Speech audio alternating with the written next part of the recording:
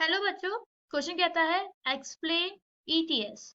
ETS जो है यानी कि इलेक्ट्रॉन ट्रांसपोर्ट सिस्टम, उसे एक्सप्लेन करना। तो इसका की कॉन्सेप्ट जो है वो है रेस्पिरेशन इन प्लांट्स। प्लांट्स में जो रेस्पिरेशन होता है उसमें कई सारे प्रोसेसेस होते हैं, जिसमें से ईटीएस जो है लास्ट प्रोसेस कहलाया जाता है। इस प्रोसेस में जो FADH2 और NADH प्लस H प्लस जो क्रैब साइकिल में बनता है, उनकी एनर्जी का यूटिलाइजेशन और उनको रिलीज किया जाता है। ईटीएस में 5 कॉम्प्लेक्सेस का इस्तेमाल होता है और ये जो ईटीएस है यानी कि इलेक्ट्रॉन ट्रांसपोर्ट सिस्टम, ये आपको इनर माइटोकॉन्ड्रियल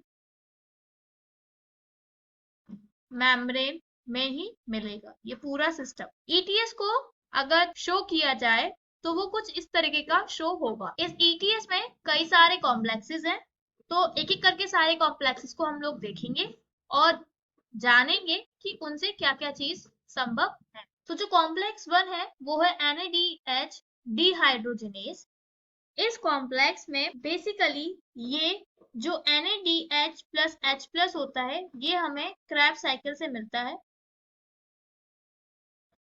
इस NADH प्लस H प्लस को NADH में ऑक्सीडाइज किया जाता है NADH डिहाइड्रोजिनेज की मदद से। और यहाँ पे ये जो इलेक्ट्रॉन जनरेट हुआ, इसको यूबिक्विनोन को ट्रांसफर कर दिया जाता है थ्रू FMN।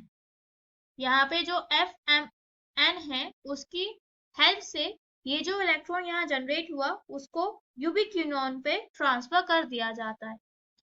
इसी तरीके से यूबिक्विनोन को रिड्यूसिंग इक्विवेलेंट मिलता है FADH2 से और यूबिक्विनोन रिड्यूस हो जाता है। अब ये रिड्यूस यूबिक्विनोन ऑक्सीडाइज होता है जब इलेक्ट्रॉन ट्रांसफर होता है साइटोक्रोम C पे via cytochrome BC1 complex which is your third complex. अब ये साइटोक्रोम C जो है वो स्मॉल प्रोटीन होता है जो कि इनर मेम्ब्रेन की आउटर सरफेस पे अटैच्ड होता है। और ये जो साइटोक्रोम C है, the cytochrome C, it will act, ये एक्ट करता है as mobile carrier for transfer of electron between complex third and complex fourth. Complex third और कॉम्प्लेक्स फोर्थ के बीच में ये जो इलेक्ट्रॉन ट्रांसफर होगा, उसके लिए साइटोक्रोम C जो है मोबाइल कैरियर का काम करता है।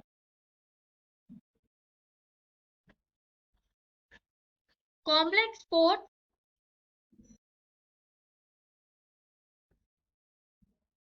कॉम्प्लेक्स 4 जो है वो साइटोक्रोम C ऑक्सीडेज कॉम्प्लेक्स है, जिसमें साइटोक्रोम A और A3 और 2 कॉपर सेंटर मौजूद हैं।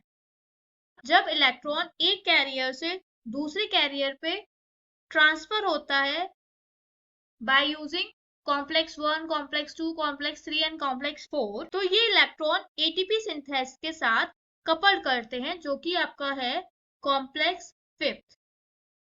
तो यहाँ पे ये जो कपलिंग होगी वो होगी कॉम्प्लेक्स 5 के साथ, और यहाँ पे ATP बनेगी ADP से और इनऑर्गेनिक फॉस्फेट से। अब यहाँ पे कितनी ATP मॉलिक्यूल बनेंगे ये डिपेंड करता है कि इलेक्ट्रॉन डोनर किस नेचर का है। सो जब NADH का ऑक्सीडेशन होगा तो एक मॉलिक्यूल ऑफ NADH ये 3 मॉलिक्यूल ऑफ ATP देंगे ऑक्सीडाइज होने पे।